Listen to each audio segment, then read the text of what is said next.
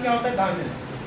V मतलब volume, dP मतलब क्या होगा, स्मॉल प्रेशर, हाँ याद रहे, dP मतलब small pressure divided by dV। dV का मतलब क्या होगा, small volume.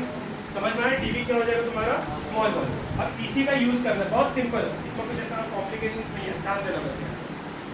A solid metal sphere of volume, एक solid metal sphere है, ध्यान देना, एक solid metal sphere है जिसका वॉल्यूम कितना है, 0.31 मीटर क्यूब। अब मीटर क्यूब है, क्या मैं उसको कन्वर्ट करूं, ऑलरेडी वो मीटर में, ठीक है, तो ये मेरा कैपिटल V है। लेकिन अब ध्यान देना, इसके आगे ना कुछ क्वेश्चन में ना ऐसे चेंजेस आ सकते हैं, और मैं चेंजेस नहीं आएगा, हमें ना थोड़ा सा कंफ्यूजन आएगा। देखो, अब ये जो मेटल स्फीयर है इसको ड्रॉप किया जाता है ओशन में नॉर्मली। ओशन एक छोटा नहीं है, ओशन काफी ज्यादा यूज है। उसका वाटर का प्रेशर है तुम्हारा 2 × 10⁻⁷। अब सीधी सी बात है यार, जो मेटल स्फीयर है, अगर तुम किसी पर्टिकुलर जगह पे ऐसे फेंक रहे हो, ठीक है, तो जो उसके ऊपर प्रेशर लग रहा होगा वो स्मॉल अमाउंट ऑफ प्रेशर होगा पूरे समुद्र के मुकाबले। समझ में आ रहा है, ठीक है, तो मैं यहाँ पे लिखता हूँ, इसके ऊपर जो प्रेशर लगा है वो तुम्हारा है कुछ और नहीं, dP। तो dP का वैल्यू दे के रखा है 2 × 10⁷ न्यूटन पर मीटर स्क्वायर। क्या इस स्फीयर है, आगे, ठीक है, calculate the change in volume. Change in volume मतलब क्या कैलकुलेट करना है, dV, ठीक है, और ऑल्सो दे के रखा है बल्क मॉड्यूलस विच इज 6.1 × 10⁻10। क्या लग रहा है, कुछ कॉम्प्लिकेशंस लग रहे हैं, डायरेक्ट मेरे पास फॉर्मूला पड़ा है यार, K = V dP/dV। मुझे क्या चाहिए, क्या dV कैसे निकालूंगा, बस dV को इधर करके यहाँ पर रख देता हूँ। अब बस मैं सिंपल से कैलकुलेशन कर रहा हूँ, ध्यान देना। ये है तुम्हारा 0.31 × 2 × 10⁻⁷। 0.31 कहाँ से आया, V क्या है तुम्हारा 0.31, dP क्या है तुम्हारा बताओ 2 × 10⁻⁷, K क्या है तुम्हारा 6.1 × 10⁻10। अगर मैं ये दोनों को मल्टीप्लाई कर दूं, ध्यान देना, अगर मैं दोनों को मल्टीप्लाई कर दूं, मैं ये दोनों टर्म की बात कर रहा हूँ, कितना आ जाएगा बताओ, 0.62 अपॉन 6.1, ये × 10⁻7 तो है ही, और यहाँ पर 10⁻10। समझ में आ रहा है, राइट है। अब ध्यान देना, अब मेरे पास ना दो चीज़ है, मैं ना ये दोनों के पॉइंट को ना हटाना चाहता हूँ, ठीक है। अब इसको मैं कैसे हटा सकता हूँ बताओ, 0.62 है, मैं इसको 62 बनाना चाहता हूँ, क्या करूँ, हाँ कैसे, 62 × 10⁻²। दूसरा, इसको 61 बनाना चाहता हूँ, 61 × 10⁻1। अब अच्छी बात क्या पता है, 62 और 61 को तुम क्या, आप बोलोगे सर ऊपर 62 है नीचे भी 62 होना चाहिए, लेकिन अप्रोक्सीमेशन तुम यूज कर सकते हो। तुम्हें क्या लग रहा है, ये दोनों को कट करके आसपास का वैल्यू कितना आएगा, 1.04 समथिंग आएगा, तो मैंने इसको अप्रोक्सीमेशन 1 ही मान लिया, चलेगा। मल्टीप्लाई -2 और 7 क्या होता है 5, -1 और 10 क्या होता है 9, इसको ऊपर भेज दिया, 5 - 9 इज -4, बात खत्म। समझ में आ रहा है, ये तुमने क्या निकाला, change in weight. Same question है लेकिन थोड़ा अलग ढंग से देखो। अब यहाँ पर तुम्हें याद होगा मैंने लास्ट टाइम फॉर्मूला बताया था, वर्क डन का फॉर्मूला क्या है, half into F into F का मतलब फोर्स या फिर लोड, एल मतलब लेंथ, चेंज लेंथ जो होगा, चेंज इन लेंथ होगा। अब मेरे पास वो फॉर्मूला है, ठीक है, अब मुझे उसका यूज करना है। क्वेश्चन देखो क्या लिखा हुआ है, ध्यान देना, इसमें ना बस ना ये जो ऐसे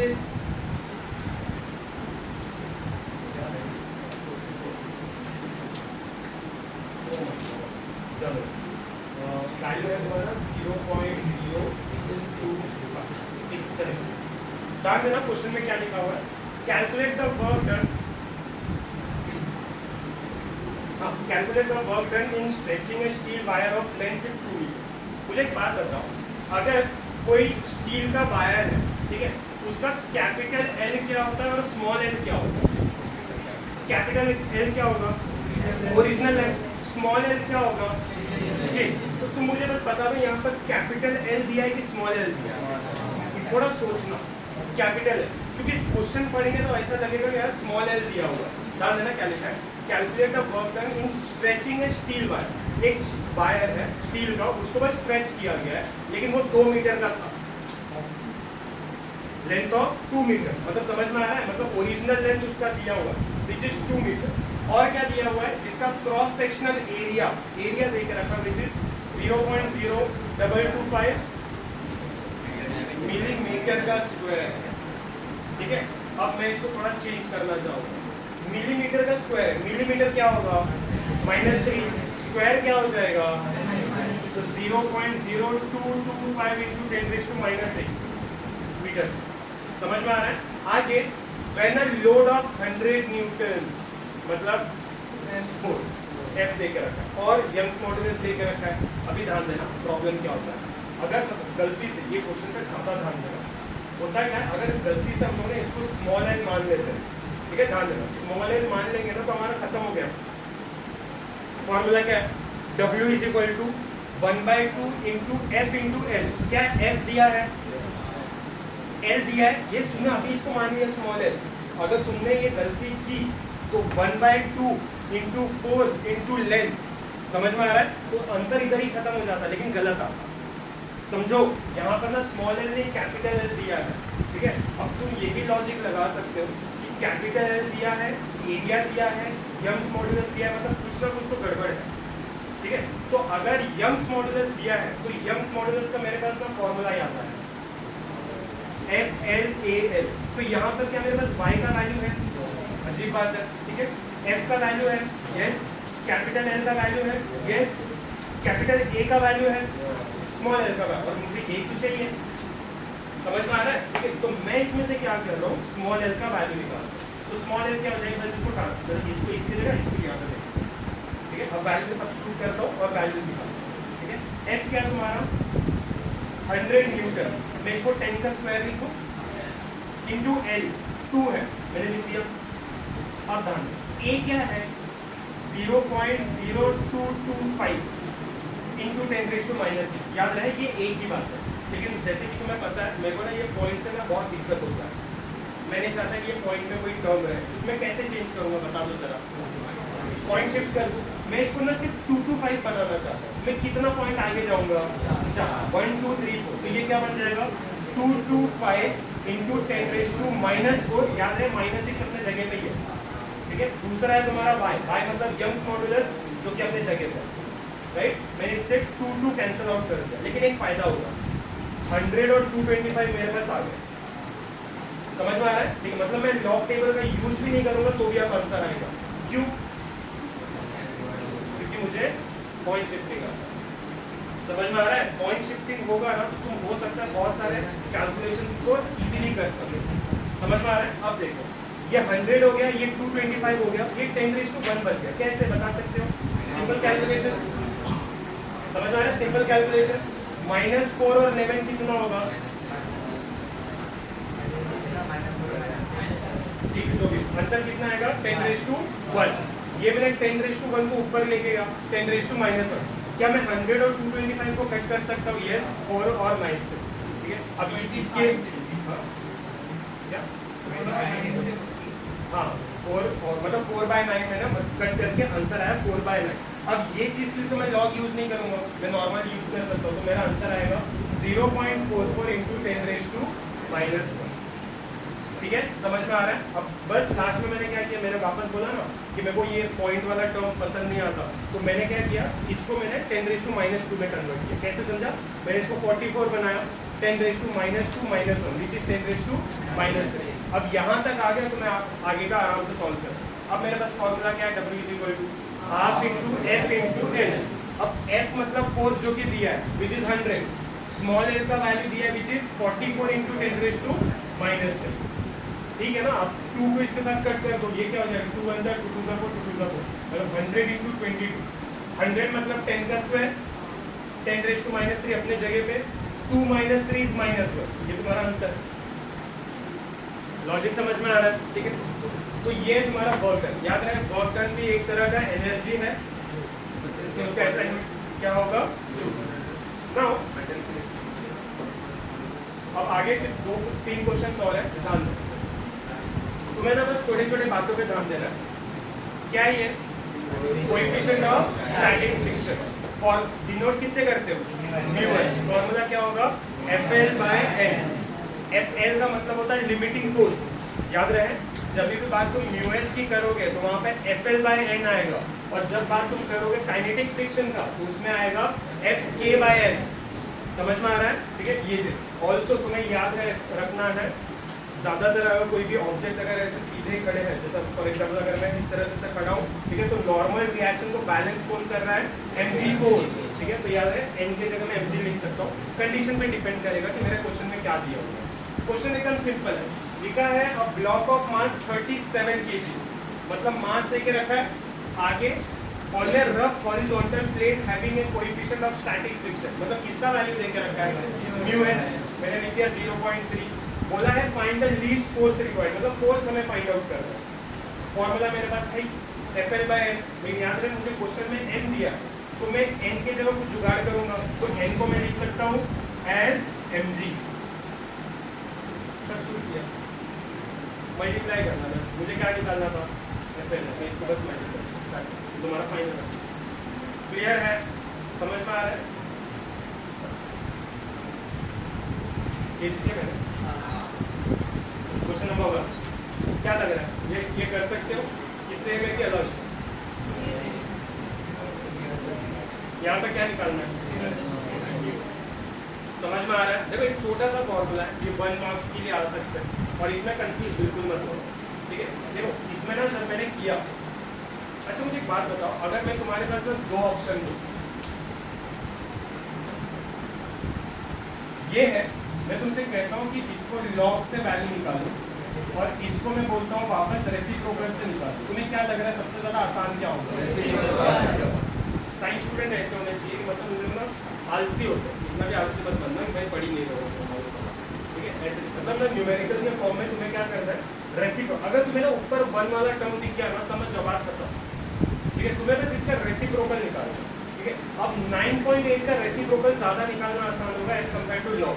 लॉग में क्या करोगे? पहले लॉग ऑफ 1 का वैल्यू निकालोगे, माइनस लॉग ऑफ 9.8 का वैल्यू निकालोगे, दोनों का माइनस करोगे, फिर एंटी लॉग निकालोगे, फिर पॉइंट शिफ्ट करोगे, तब जाकर आंसर आएगा।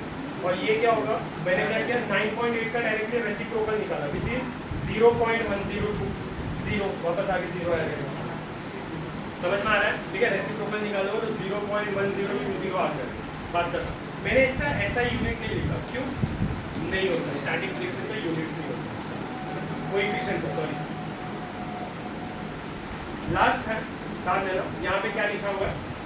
सेम चीज है, बस तुम्हें 2 बार फाइंड आउट करना है। यहाँ पे देखो क्या लिखा है? A body of mass 37 kg, मास देके रखा है, आगे लिखा है रफ हॉरिजॉन्टल। याद रहे जब भी बात ना मतलब सर ने ये बताया होगा एंट्रेंस में, ठीक है, कभी भी ना हॉरिजॉन्टल सरफेस रखा जाए, ठीक है, तो वो चीज देखो, 2 चीज, एक होता है FL और एक होता है FT।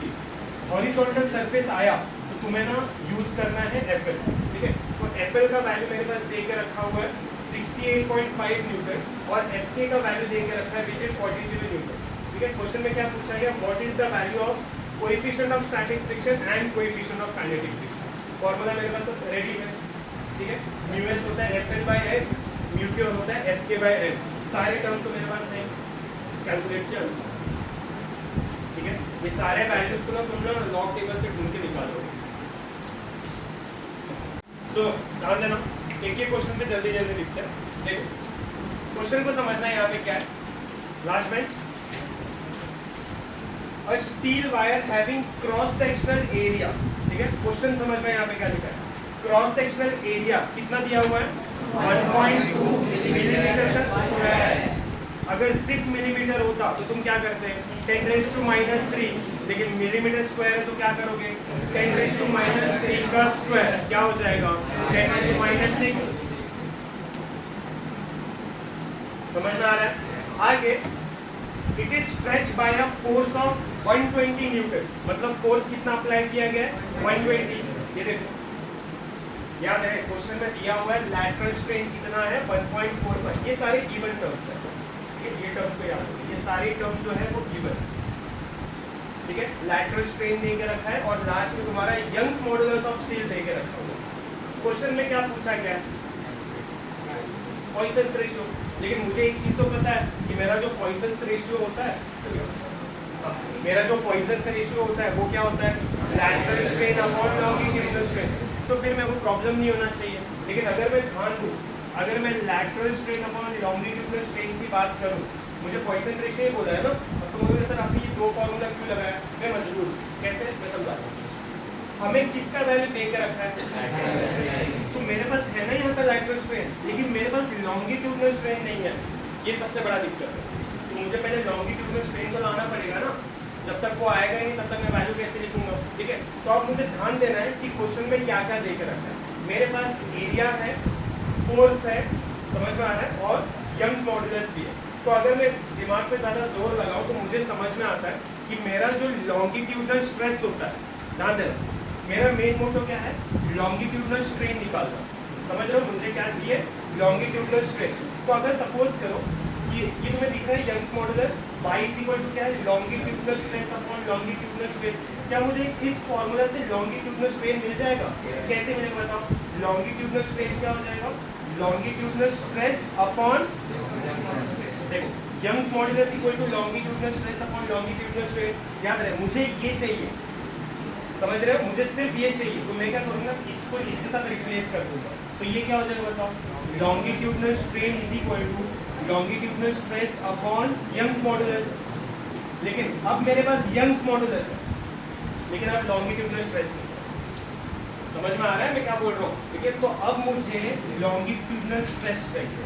समझ में आ रहा है, क्लियर है मैं क्या बोल रहा हूँ? ठीक है, अब लॉन्गिट्यूडनल स्ट्रेस के लिए मेरे पास एक फॉर्मूला पड़ा, विच इज F/A, मतलब फोर्स। क्या मेरे पास फोर्स और एरिया दोनों पड़ा है? समझ में आ रहा है? अब देखो मैं सिंपल, तो पहले मैं काम करता हूँ, सीधा सीधा लॉन्गिट्यूडनल स्ट्रेस निकालता। What is longitudinal stress? Force upon area. Force कितना है, एरिया कितना है, 12 × 10⁻⁻⁷। अब मुझे इसको कट करना है, क्या? हाँ मैं बता, ठीक है, ये तुम्हारा है 120 जो कि तुम्हारा फोर्स है, तो मैं फोर्स की जगह लिख दूंगा 120। बात समझ लो, ठीक है। एरिया क्या है तुम्हारे पास, 1.2 × 10⁻⁻⁶। लेकिन याद रहे हमारे पास एक ताकत है पॉइंट शिफ्टिंग का, क्योंकि हमें पॉइंट शिफ्टिंग आता है तो हम इस चीज को आराम से सॉल्व कर सकते हैं। ठीक है, तो मैं क्या देख रहा हूँ यार, मैं ये 12 और 120 को कैंसिल आउट कर सकता हूँ, लेकिन बीच में आ रहा है पॉइंट। तो मैं काम करता हूँ, पॉइंट को भगा देता हूँ। ठीक है, मैंने पॉइंट, अगर मैं पॉइंट को आगे लेकर जाऊँ, क्या मैं इसको 12 बना सकता हूँ? लेकिन मैं पॉइंट को राइट लेकर जा रहा हूँ कि लेफ्ट? अगर राइट लेके जाऊंगा तो प्लस करूंगा कि माइनस? सिंपल, मैंने लिखा 120 अपने जगह पे है, इसको मैंने 12 बना दिया, तो एक माइनस एक्स्ट्रा आएगा। पहले से कितना था, एक एक्स्ट्रा है, तो क्या बन जाएगा? समझ में आ रहा है? अब कैंसिल आउट करो, 12 × 1 = 12, 10 सा, तो ऊपर 10 बचा। क्या मैं 10⁻⁷ को ऊपर लेके जा सकता हूँ? यस, 10⁻⁷। मिलाकर क्या हो जाएगा, 10⁸ Nm/m²। क्या ये चीज क्लियर है? ठीक है, ये हो गया मेरा लॉन्गिट्यूडनल स्ट्रेस। याद है अभी खत्म नहीं हुआ, क्योंकि अगर मैं ये वाले क्वेश्चन पे जाऊँ, मुझे ना मेन है लॉन्गिट्यूडनल स्ट्रेन निकालना। एक बार लॉन्गिट्यूडनल स्ट्रेन निकला तो बात खत्म हो जाए। ठीक है, तो मैं यंग्स मॉडुलस पे जाता हूँ। यंग्स मॉडुलस का फॉर्मूला क्या है, longitudinal stress upon longitudinal strain. मुझे इसमें से क्या चाहिए, लॉन्गिट्यूडनल स्ट्रेन। तो उल्टा कर दिया, लॉन्गिट्यूडनल स्ट्रेस अपॉन y। क्या मेरे पास अब लॉन्गिट्यूडनल स्ट्रेस है 10⁻²? क्या मेरे पास y दिया है? यस, 2 × 10⁻11 मैंने लिख दिया। लेकिन जैसे कि मैंने तुम्हें कहा, पॉइंट शिफ्टिंग या फिर नॉर्मली मेरे पास वैल्यू आ जाएगा। तो तुम्हें क्या लग रहा है, इसको मैं कैसे सॉल्व कर सकता हूँ? ऊपर क्या बचा है, 10⁻²। क्या मैं यहाँ से 1 निकाल सकता हूँ? 1। तो व्हाट इज 1/2? 0.5 मल्टीप्लाई, ये 10⁻² अपने जगह पे 10⁻11 को ऊपर लाया, 10⁻⁻11। क्या बन गया ये 0.5 × 10⁻⁻3। मैंने इसको 5 बना दिया। कैसे किया, पॉइंट को आगे शिफ्ट किया, तो 5 × 10⁻⁻4। यार मैंने इसका ऐसा यूनिट नहीं लिखा, स्ट्रेन है ना, तो ऐसा यूनिट नहीं होगा। क्या ये चीज क्लियर है?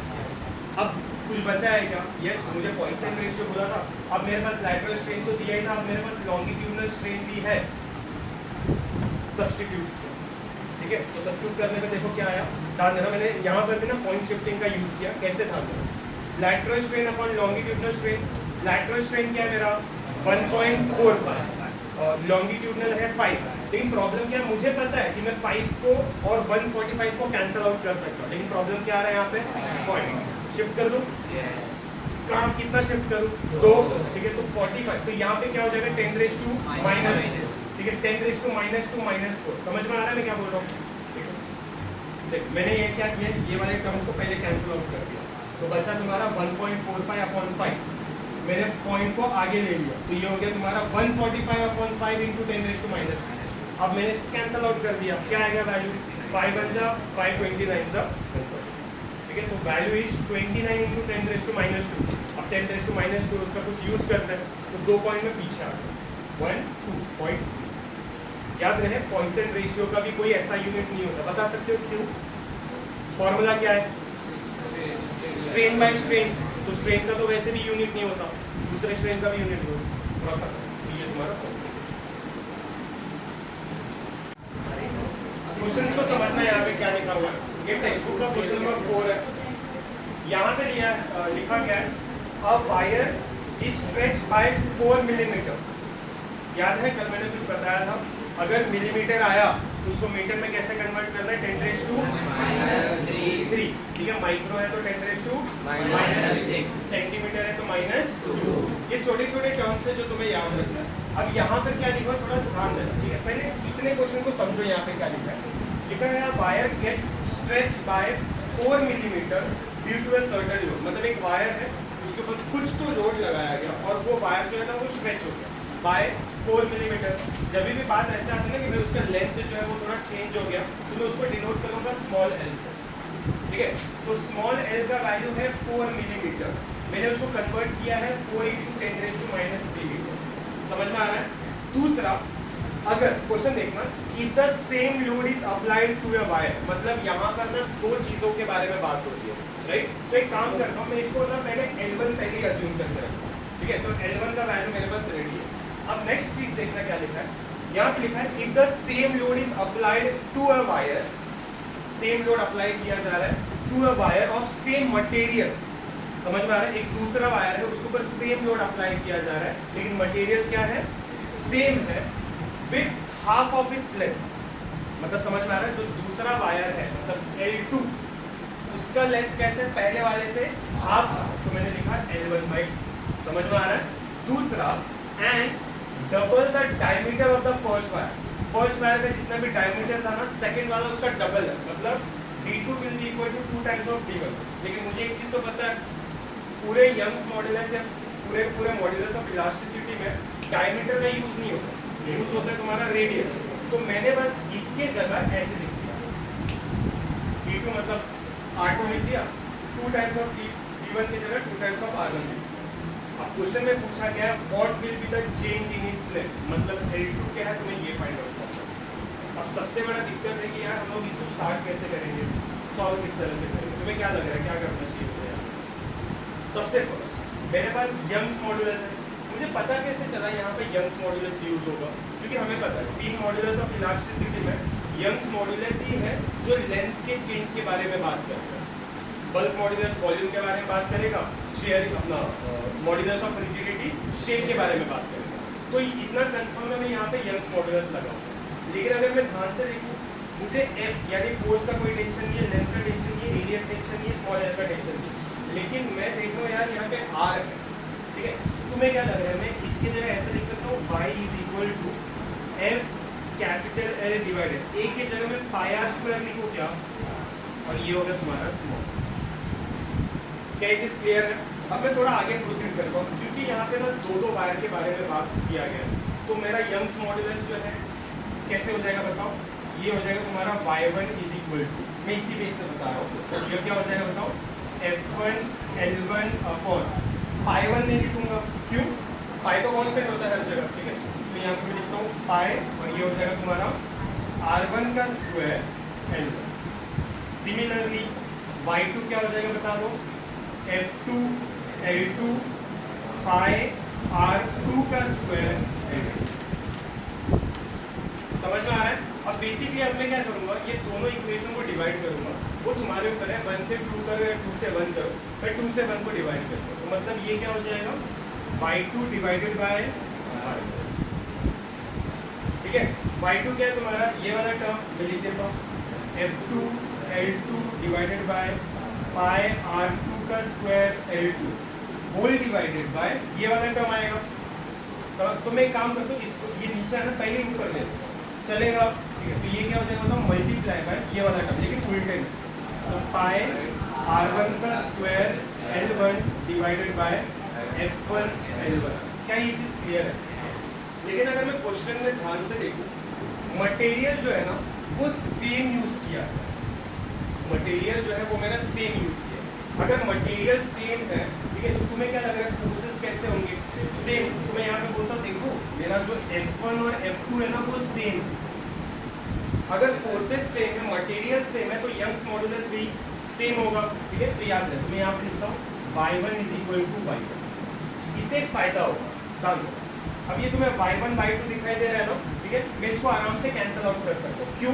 क्योंकि अब ये सेम है, समझ में आ रहा है, ठीक है। तो यहाँ पे लिख सकता हूँ सिंस ये जो है, तो ये कट होकर यहाँ पे क्या बचा रहेगा, 1 इज इक्वल टू, क्या ये फोर्सेस भी कैंसिल आउट हो गए, क्या पाई भी यहाँ से कैंसिल आउट हो गया, जो बचा वो मैं लिख देता हूँ L2 डिवाइडेड बाय R2 का square L2 multiply by R1 का square L1 divided by capital. मैं इसको यहाँ पर ला दूँ चलेगा, ठीक है। तो ये क्या हो जाएगा बता सकते हो पूरा, हाँ याद रहे, इसको तुम अगर यहाँ पे ला रहे हो ये चीज़ मल्टीप्लाई में तो ये डिवाइड में हो जाएगा, तो डिवाइड है तो मैं इसको ऐसा लिख सकता हूँ, तो ये हो गया तुम्हारा L1 डिवाइडेड बाय, बोलो R1 का square small L1 which is equal to ये पूरा टर्म L2 R2 का स्क्वायर स्मॉल L2। क्वेश्चन में क्या बोल रहे हैं, क्या फाइंड आउट करना है, L2 फाइंड आउट करना है। तो मैं एक काम करता हूँ, मैं L2 को एक साइड रखता हूँ, बाकी सारे टर्म को एक साइड रखता हूँ, ठीक है। तो ये L2 इधर आ जाएगा, तो ये हो गया तुम्हारा L2 इज इक्वल टू, ठीक है। अब ये L2 है जो यहाँ पर आ गया और ये वाला जो टर्म है वो यहाँ पर चले जाएगा, समझ में आ रहा है। और क्या क्या है, ये वाले टर्म को मैं ऊपर लेके जा सकता हूँ, ये क्या हो जाएगा बताओ, R1 का स्क्वायर L1, नीचे क्या बचा है तुम्हारा R2 का स्क्वायर L2 तो इधर आ गया, सारे टर्म्स आ गए, एक बार चेक कर लो अच्छे से, सारे टर्म्स समझ में आ रहा है, क्लियर है ना, ठीक है। अब नेक्स्ट है, अब मैं ये देखता हूँ मेरे पास कौन से वैल्यूज है। अगर मैं यहाँ पर ध्यान दूँ तो ये क्या है भाई, क्या मेरे पास R2 है कहीं पे, समझ रहे हैं, मेरे पास R2 है, चलो इसका भी जुगाड़ हो गया, ठीक है। और क्या दिया है मेरे पास, L1 का वैल्यू दिया है, चलेगा, ठीक है। L2 का भी वैल्यू मेरे पास दिया है। अब जो चीजें मेरे पास ऑलरेडी दी हुई है मैं यहाँ पे लिखना स्टार्ट करूँ। What is L2? L2 is L1/2। L2 के जगह मैं लिख रहा हूँ, ध्यान देना, L1 डिवाइड बाय, ये मैं ऊपर की बात कर रहा हूँ, अब ये डिवाइडेड बाय L1 अपने जगह पे, समझ में आ रहा है, मल्टीप्लाई बाय R1 का स्क्वायर अपने जगह पे डिवाइडेड बाय R2 का स्क्वायर क्या है, R2 क्या है, R2 2R1, लेकिन R2 का स्क्वायर क्या हो जाएगा 4R1 का स्क्वायर मल्टीप्लाई बाय L1 क्या है मेरे पास 4 × 10⁻⁻3। क्या ये चीज क्लियर है, समझ में आ रहा है। अब इससे क्या हुआ, R1 स्क्वायर वाला जो टर्म है वो कैंसिल आउट हो गया, समझ में आ रहा है क्या, नहीं गुड है, राइट, ठीक है, इतना क्लियर है सबको, ठीक है। और क्या कर सकता हूँ मैं, क्या ये L1 टर्म जो है वो कैंसिल आउट हो सकता है, ठीक है। अब इससे क्या हो गया, ये हो गया 1/2, समझना, ये हो गया तुम्हारा 1/2 और ये 4 ऊपर चला गया, तो मतलब ये हो जाएगा तुम्हारा 1/8 मल्टीप्लाई बाय 4 × 10⁻⁻3। ये वाला टर्म को ऊपर में लेंगे, समझ में आ रहा है। अब इससे क्या हुआ बताओ, 4/8 मल्टीप्लाई बाय 10⁻⁻3, 4/8 मतलब 1/2 मतलब 0.5, तो ये हो गया तुम्हारा 0.5 × 10⁻⁻3। लेकिन मैंने निकाला क्या, ये किसका वैल्यू है L2, L1 क्या था मेरा 4 मिलीमीटर, तो इसको भी मैं मिलीमीटर में रखूं, ये जो चीज है वो मीटर में है, ठीक है। मिलीमीटर में क्या हो जाएगा बताओ, 0.5। क्या चीज समझ में आ रहा है, ठीक है। तो ये हो गया तुम्हारा L2, क्लियर है। पहले अच्छे से ध्यान दे दो क्वेश्चन में, समझ में आ रहा है, ठीक है। यहाँ पर क्या हुआ, एक वायर के बारे में बात किया गया है, जो कि वायर स्ट्रेच हुआ है with some certain length 4 millimetre. तो मैं क्योंकि वो स्ट्रेच हुआ है तो मैं उसको कंसिडर कर सकता हूँ स्मॉल L1। समझ में आ रहा है। अब सिमिलरली आगे क्या लिखा हो गया है कि सेम लोड इज अप्लाइड। अगर सेम लोड है, सेम लोड का मतलब क्या होता है, सेम फोर्स में अप्लाई कर रहा हूँ। यही एक कारण है कि मैंने यहाँ पर F1 = F2 लिखा है, ठीक है। याद रहे, जहाँ पर ये सेम से लिख के आ रहा है ना, इसका मतलब पक्का कुछ ना कुछ इसके पीछे रीजन है, ठीक है। और वो आगे हमारा काम है, ठीक है। क्या कैलकुलेशन समझा सबको, ठीक है, ओके। अगर सपोज करो मैं नेक्स्ट क्वेश्चन में जा रहा हूँ, नेक्स्ट क्वेश्चन को समझना है यहाँ पे क्या है, मैंने ऑलरेडी सॉल्व करके रखा है, फिर भी मैं तुम्हें बताऊंगा ट्रांसफर, ठीक है। क्वेश्चन को अच्छे से समझो, यहाँ पे क्या लिखा है, a composite wire is prepared by joining a tungsten wire and a steel wire। मतलब क्या है, मेरे पास ये टंगस्टन वायर है और ये एक मेरे पास स्टील वायर। अब इसको ना मैं मिलाकर एक कॉम्पोजिट वायर तैयार कर रहा हूँ। याद रहे, ये टंगस्टन है और ये स्टील, तो दोनों को ना मैंने एंड टू एंड ऐसा मिलाया है और एक कॉम्पोजिट वायर तैयार किया। लिखा है both the wires are of the same length. इसका मतलब क्या है, इसका जो लेंथ है और इसका जो लेंथ है वो दोनों सेम है। क्वेश्चन समझना, जब सेम लेंथ आता ना मतलब पक्का कुछ ना कुछ गड़बड़ है। And the same area of cross section, मतलब एरिया भी सेम है। मतलब अगर तुम यहाँ से ऐसे देखोगे और यहाँ से ऐसे देखोगे तुम्हें पता भी नहीं चलेगा कि दोनों अलग अलग है। दोनों का एरिया जो है वो सेम है, लेंथ भी सेम। अब आगे लिखा हुआ है if this composite wire is suspended near rigid support. अब मैं क्या कर रहा हूँ, ध्यान देना, ये मैंने ऐसे पकड़ के रखा है, अब मैं इसको सस्पेंड कर रहा हूँ एक रिजिड सपोर्ट से, ठीक है। And a force is applied to its free end. मतलब क्या हो रहा है, यहाँ से भी मैं एक फोर्स अप्लाई कर रहा हूँ, मतलब लोड लगा रहा हूँ, यहाँ से भी एक लोड लगा रहा हूँ। इससे एक चीज क्या हुआ पता है, ये भी यहाँ से स्ट्रेच हुआ और ये भी यहाँ से स्ट्रेच हुआ, मतलब टंगस्टन के साइड से भी कुछ स्ट्रेच हुआ और यहाँ से भी कुछ तो स्ट्रेच हुआ। जब ये स्ट्रेच हुआ, अगर मान लो ये पूरा मिला के इसका लेंथ है 10 सेंटीमीटर मान लो, समझ पा रहा है, या फिर 10 मिलीमीटर है। आगे क्या लिखा है, जब भी फोर्स अप्लाई किया गया ना तो ये एक्स्ट्रा कुछ mm बढ़ गया। कितना बढ़ा, 3.25। मतलब समझा, ये पहले अभी मिलाकर 10 mm था, समझ में आ रहा है। अब एक्स्ट्रा 3.25 mm बढ़ गया। क्वेश्चन में क्या पूछा गया, आपको ये बताना है ये जो स्टील वाला वायर है वो कितना mm बढ़ा और टंगस्टन जो है वो कितना बढ़ा। समझा, क्वेश्चन समझ में आ रहा है। मैं फिर बता रहा हूँ, टंगस्टन वायर स्टील वायर दोनों को मिलाकर एक कॉम्पोजिट वायर तैयार किया। क्या ये दोनों का लेंथ सेम है, क्या दोनों का एरिया सेम है, right.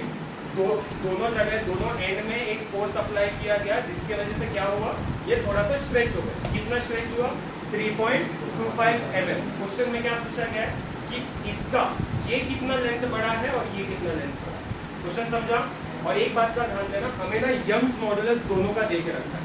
Young's modulus of tungsten, Young's modulus of tungsten एक मटेरियल होता है जो बल्ब वगैरह में यूज किया जाता है, ठीक है, टंगस्टन। तो यंग्स मॉडुलस ऑफ टंगस्टन दे के रखा और यंग्स मॉडुलस ऑफ स्टील दे के रखा। क्या चीज क्लियर, क्वेश्चन समझा सबको। अभी देखो, अब सवाल यही क्रिएट होता है कि हम लोग स्टार्ट कैसे करेंगे।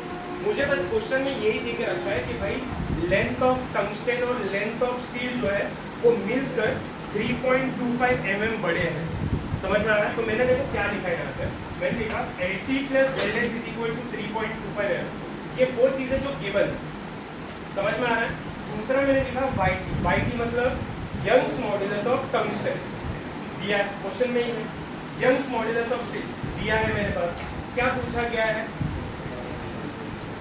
राइट है, LT और LS क्या है वो मुझे फाइंड आउट करना है, ठीक है। अब सवाल यही आता है कि मैं करूँगा क्या, ठीक है। अब ध्यान देना, यहाँ पर ये ना थोड़ी चीज़ें अलग हो जाती है। देखो मुझे एक चीज़ पता है, मेरे पास जो यंग्स मॉडुलस है, Young's modulus = F capital L A small l। ये मेरा यंग्स मॉडुलस होता है, ठीक है। लेकिन क्वेश्चन में क्या क्या बोला पहले मुझे ये ध्यान देना। क्या फोर्स सेम अप्लाई किया गया है, क्या लेंथ सेम है, क्या एरिया सेम है, मतलब ये चेंज हो रहे हैं, क्या चेंज हो रहे हैं क्या नहीं। मतलब इसका मतलब क्या, ये तीनों टर्म मिलकर कांस्टेंट है। तो इसका मतलब क्या है, y is direct sorry inversely proportional to length. समझ में आ रहा है? मतलब अगर ये यंग्स मॉडुलस को मैं बढ़ाऊंगा तो जो लेंथ होगा वो भी चेंज हो जाएगी। क्या ये रिलेशन राइट है? इससे तो मुझे फायदा होगा, मतलब ना मेरा जो बड़ा रिलेशन था ना उससे भी एकदम छोटा सा रिलेशन, लेकिन ये यंग्स मॉडुलस दोनों लेंथ के लिए होगा। तो तुम्हें क्या लगेगा अगर सपोज करो मैं ये प्रोपोर्शनल साइन हटाता हूँ तो यहाँ पे कोई कांस्टेंट आएगा, कांस्टेंट को मान लो 1, तो ये क्या बन जाएगा? फर्स्ट के लिए मैं लिखता हूँ y1 L1। समझ में आ रहा है? देखो ठीक है, क्योंकि यहाँ पे टंगस्टन है तो मैं इसको T अज्यूम कर देता हूँ। समझ में आ रहा है? अब देखो यहाँ पे क्या है, yt is equal to 1/LT। दूसरा स्टील के लिए ys is equal to 1/LS। मैंने तुम्हें क्या समझाया, तुम्हारे ऊपर है, अगर तुम इक्वेशन 1 को 2 के साथ डिवाइड करो या 2 को 1 करो, लास्ट में आंसर आता है, ठीक है। लेकिन अब मैं यहाँ पर क्या कर रहा हूँ, मैं 2 को 1 के साथ डिवाइड कर रहा हूँ। क्या ये चीज़ समझ में आ रहा है? अब इसको डिवाइड करने से क्या होगा देखो, ys by yt is equal to, ठीक है, ये क्या हो गया, lt बाय ls होना चाहिए था ना, अपना ls बाय lt होना चाहिए था ना, तो ये उल्टा क्यों हो गया? समझा? मतलब ये ऐसे हो गया ना, 1/ls डिवाइडेड बाय 1/lt। इसको अगर मैं ऊपर करूंगा तो ये हो जाएगा तुम्हारा lt बाय, बस ये चीज तुम्हें क्या चीज क्लियर है? याद रहे, गड़बड़ यहाँ पर मत कर देना, नहीं तो तुम इतने दूर तक मेहनत से आ रहे हो और यहाँ पर ना कुछ प्रॉब्लम हो गया ना तो तुम्हारा आंसर नहीं आएगा क्लास में। क्लियर है? ठीक है, चल अब नेक्स्ट स्टार्ट करें। अब यहाँ से ना मेरा इक्वेशन बहुत छोटा हो गया, बहुत ज़्यादा छोटा हो गया। इससे क्या होगा पता है, मेरे पास ys है, क्या ys मतलब यंग्स मॉडुलस ऑफ स्टील दिया है, यस मैंने देखो लिख दिया। क्या मेरे पास यंग्स मॉडुलस ऑफ टंगस्टन है, यस मेरे पास वो भी पड़ा है, ठीक है। अब इससे देखना क्या हो गया, 10⁻11 10⁻11 दोनों साइड है वो मैंने कैंसिल आउट कर दिया, क्या बचा 2/4.1, ठीक है। मैंने लॉग टेबल यूज किया, लॉग टेबल से इसका आंसर आया 0.487। किसका वैल्यू है? 2/4.1 का वैल्यू कितना आया? 0.487 which is equal to LT by LS, right. क्या यहाँ तक सबको समझा? ठीक है, अब मैं एक स्टेप आगे जा रहा हूँ। यहाँ तक आते हैं ना, अब मेरे पास में 2 3 4 मेरे पास में एक ये इक्वेशन है, ठीक है। अब दूसरा मेरे पास ये इक्वेशन तैयार है, मैं क्या कर सकता हूँ, इसका हेल्प से इसके अंदर सब्स्टिट्यूट करके एटलीस्ट एक L का वैल्यू निकाल सकता हूँ, या तो T का होगा या तो S का होगा, ठीक है। तो मैंने क्या किया, इस इक्वेशन को थोड़ा सा मॉडिफाई किया और इसमें से LT का वैल्यू निकाला। क्या लग रहा है LT क्या हो जाएगा, ये LS यहाँ पे ट्रांसफर हो जाएगा, तो LT will be equal to 0.487 into LS। समझ में आ रहा है? क्लियर है? ठीक है, अब मेरे पास ये LT का वैल्यू है, ठीक है। बस अब मैं इसमें सब्स्टिट्यूट करता हूँ। अब ये क्या है तुम्हारा, LT plus LS is equal to 3.25 mm, ठीक है।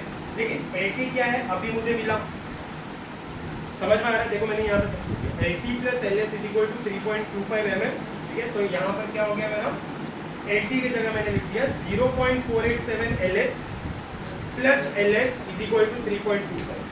मैं इसमें से क्या कॉमन निकाल सकता हूँ, LS निकाल दिया कॉमन, अंदर क्या बचा 0.487 प्लस 1 इज इक्वल टू 3.25। अगर मैं इसके साथ ऐड कर दूं तो क्या बचेगा 1.487 LS इज इक्वल टू 3.25। क्या मैं इसमें से LS का वैल्यू निकाल सकता हूँ? Yes, LS is equal to 3.25 divided by 1.487। मैंने लगाया लॉग, लॉग लगाने सबको आएगा कैसे यूज करना है, ठीक है। मैंने यहाँ पर हेल्प पहले से करके रखा है, देखिए इसको मैंने लॉग अप्लाई किया, LS का वैल्यू क्या आ गया तुम्हारा 2.186 mm। ये किसका वैल्यू आया, LT कैसे निकालूं, LS का वैल्यू आया गया, इसके अंदर सब्स्टिट्यूट कर दो तो भी चलेगा। समझ में आ रहा है? बस मैंने वही काम किया, आंसर आ गया, दैट इज 1.064